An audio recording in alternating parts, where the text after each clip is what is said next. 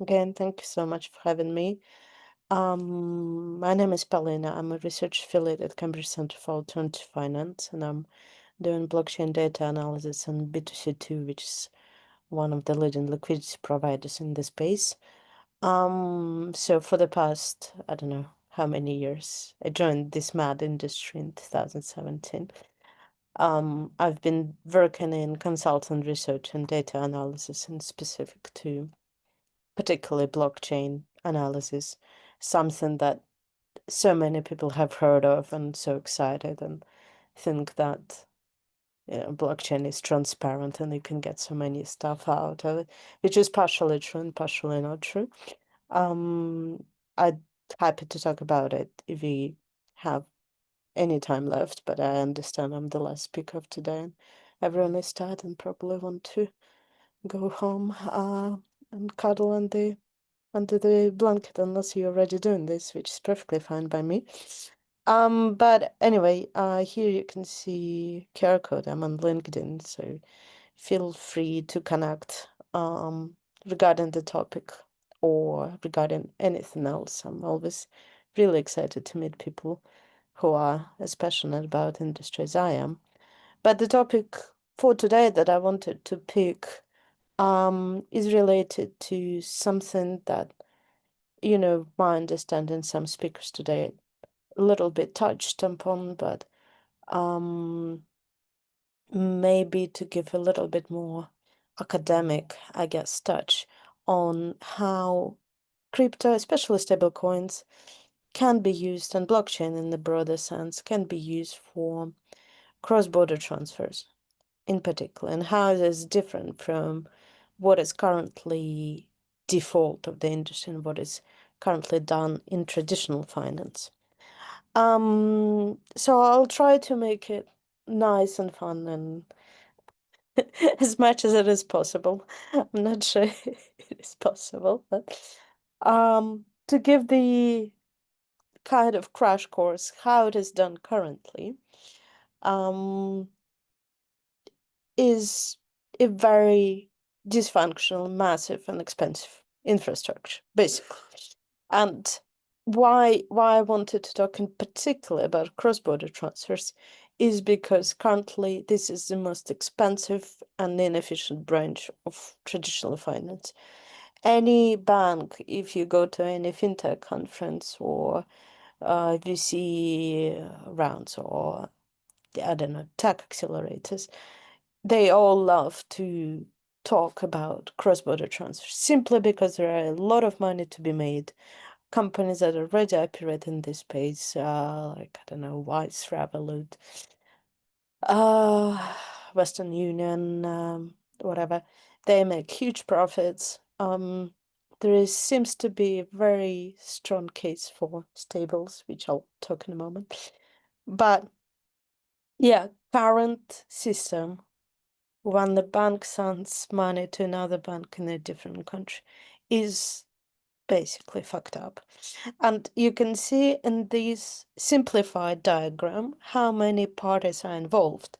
You have the bank that is the bank you use, the bank that the receiver of your funds, maybe it's family, maybe it's friends, maybe it's clients, use, and then there is a massive intermediate, which is correspondent bank, almost always involved, and correspondent bank has a special relationship with central bank. It's nearly impossible to find and secure correspondent bank. I know it because I did consultings for fintechs, trying to reach out and find correspondent bank for the US because everyone loves dollars and everyone wants to be able to trade with the US. There is not a single database which banks are correspondent banks and which are not. So you have to do massive outreach, shooting basically in the air, trying to find that piece of gold. And then most of the time, those banks don't want to operate, or if they would like to serve you as a correspondent bank, they'll charge insane fees. So this is strange enough, but this is how the modern world works, and that's how mm, like, again, tools I've mentioned for cross-border payments work. And it's even worse when you look at all the steps involved. This might look a bit messy diagram, but it's kind of the same as the previous one. But I added here all the times when fees are taken, which are the red um, labels, and when compliance checks are done. We talk about QIC or anti-money laundering checks, and that's, I mean, currently, if you go and search for any job in London, you'll see that half of the vacancies in finance space are compliance, and this is partially why. Compliance is everywhere. It slows down the process. It's so inefficient. There are obviously some tools for automation it, but still, it increases the pace and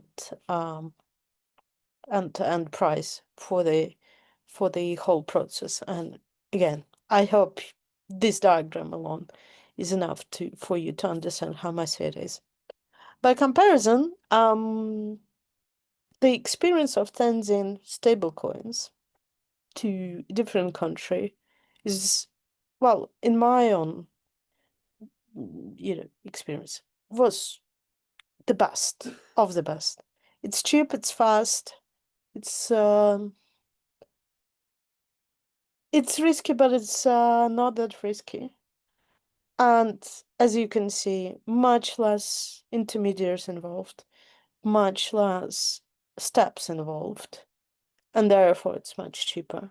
But again, on the other hand, we understand that UX might be not the best. Not everyone is familiar with crypto, with wallets, with how to convert one into another, etc. And those are definitely the challenges for adoption. But again, there are enough of fintechs in the space currently that put stables under the hood, so the end user doesn't even know at times that it was all done using stables, and you just swiftly move money at much lower cost. I don't want to say for free because it's not for free, but still, the pretty much straightforward case for adoption and efficiency. The only tricky bit in this diagram and in the whole value flow when we talk about sentence tables, which actually doesn't matter if we sentence tables across several jurisdictions or if we send tables across one jurisdiction.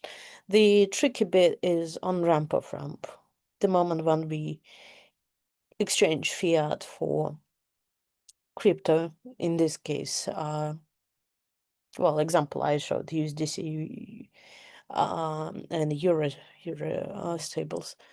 The problem there, because as soon as we enter fiat space, all the regulation comes in, all the compliance checks enters, and then we can expect bank fees for any incoming transfers. But still, this is minor thing, and by comparison, we save at least 2 QIC checks, we save at least 2-3 layers of fee collection. It's pretty good. Besides these things that I mentioned, there are other benefits if we look at this stage 2 in the diagram, conversion of one to another. In this example, conversion of $1 stablecoin to euro stablecoin, but it can be anything. And at this point, I think most of major currencies already have been tokenized and have stables alternatives. So when we do this conversion on chain, we face additional benefits. The first one is settlement risk exposure.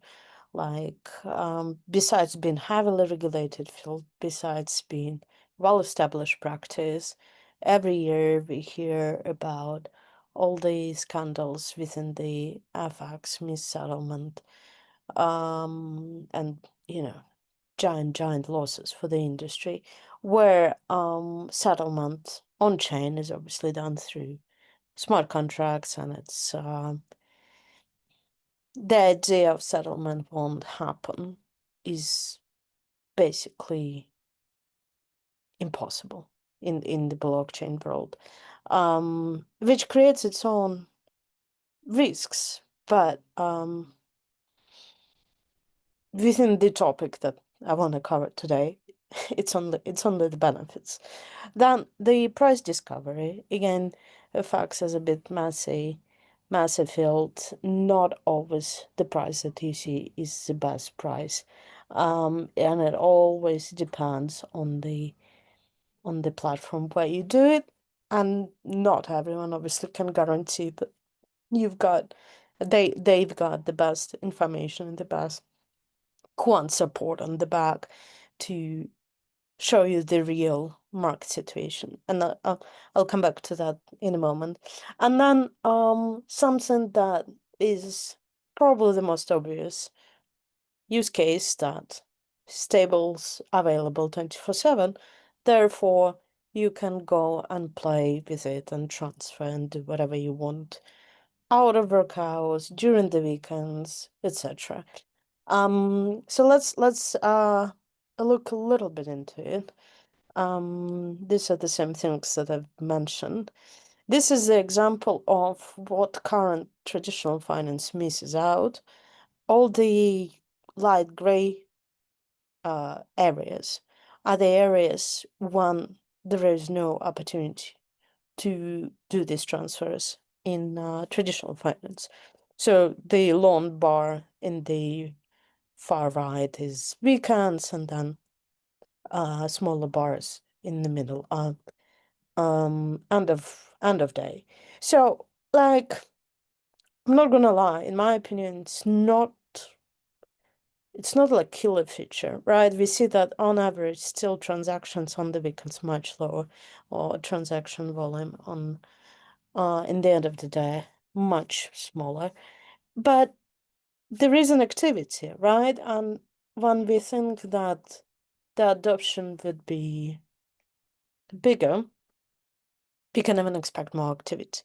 So, especially in the world of tight competition and not everyone having a clear understanding how to increase the profit, that can be quite a nice opportunity to open up additional time and availability of your services, which is again possible with stables.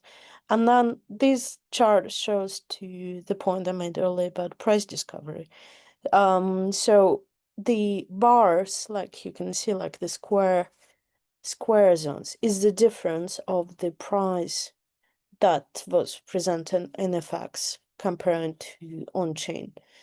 So, because of smart contract, because of automated market making, etc., there is a solid case that, decentralized financial world is better in understanding what is the current market situation and what is the current supply demand equilibrium than FX.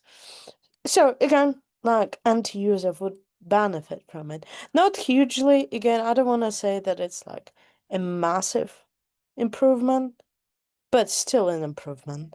And tiny details like that do matter.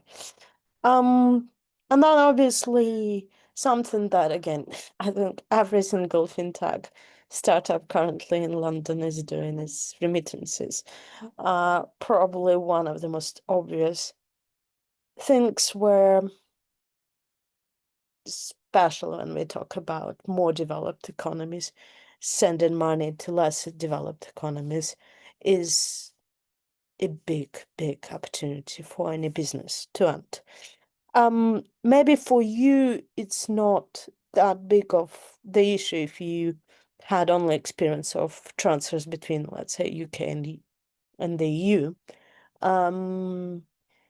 If you had experience transferring money, let's say, to Africa, Asia, Latin America, a lot of the services that we like and we used to, most of which are, again, would be probably some fintechs or something similar.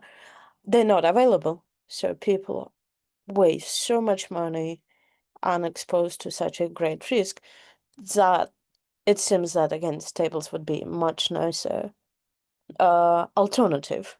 And again, just to give you an idea, the market is huge, and it makes sense why companies trying to enter it. We're talking about billions of dollars. This I wrote like try to match the step like user buyer journey that he would have to go to send money abroad. Again, like there are a lot of steps in no matter what way you prefer. But again, if we think about the prices, if we think about risks, I still think stables are better. But again, I want to be transparent, and I'm not pretending that it's the most easiest solution right now, especially given that most people don't have much of the still understanding of how crypto works, etc. This is comparison of fees and what kind of fees happen when we do in particular stablecoin transaction. So again, as I told you, on ramp off ramp is the biggest kind of bottleneck, really, but there is not much I believe can be done there. Everything else is super efficient, and overall we still talk about significant improvement of the cost for the transfers. Yeah, and then on top of that, obviously there is a little bit of variability involved, because different blockchains, different, I'm sorry, um, different ways to transfer it, different standards for tokens, fees vary depending on the time. There is blockchain congestion, sometimes happens if you transfer during panic in the crypto, etc. So there is some variability, but overall, again, as you can see here, it's still significantly more efficient than bank traditional transfers, no matter what kind of even variations we assume. And even worst case scenario is still like 1/3 of the fees for traditional banks. This was just me playing with comparing of fintechs. So that's, I guess, slightly less relevant. And yeah, basically, I hope I showed you that there is definitely a strong case for it. But again, there are questions and reasons why we don't see it widely used currently. And this is regular, like a lot of it is regulatory clarity, or to be precise, the lack of it. It's difficult enough for crypto firms operate in one jurisdiction. As soon as it's multiple jurisdictions, it becomes even more difficult.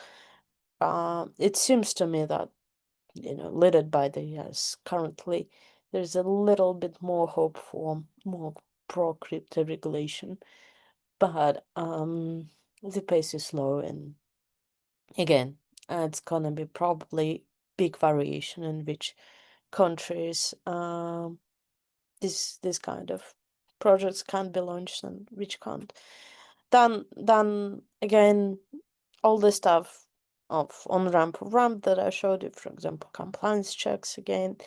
Not all on ramp of ramps operate transparently. I did a study at some point of actually terrorism financing, and I found how many terrorists receive funding through people using just on-ramp of ramps.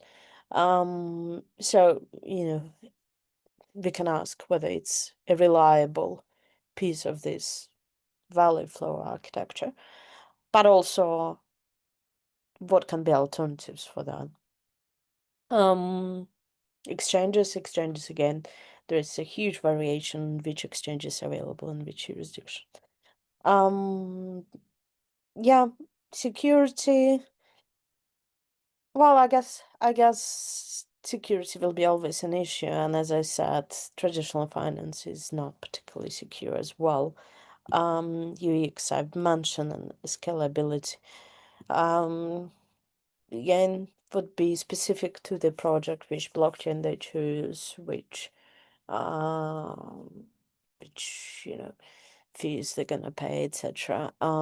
So it can be done very well and it can be done very poorly. It's pretty much all the businesses, but I do think it's quite an exciting use case. And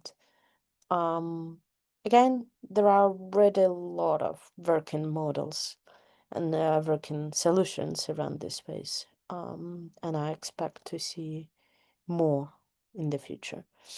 And to wrap up, I just wanted to say, um, I assume there are some students here. So I run small internship for those who are interested about on-chain data and research and understand the space more. Maybe some of you interested in career shift and getting more into hardcore on-chain investigation, etc.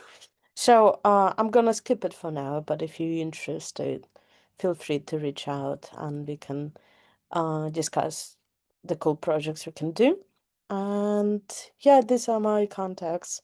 So happy to chat whenever. That's it, and I hope you're excited that this long day of conference is coming to the end. Thank you so much.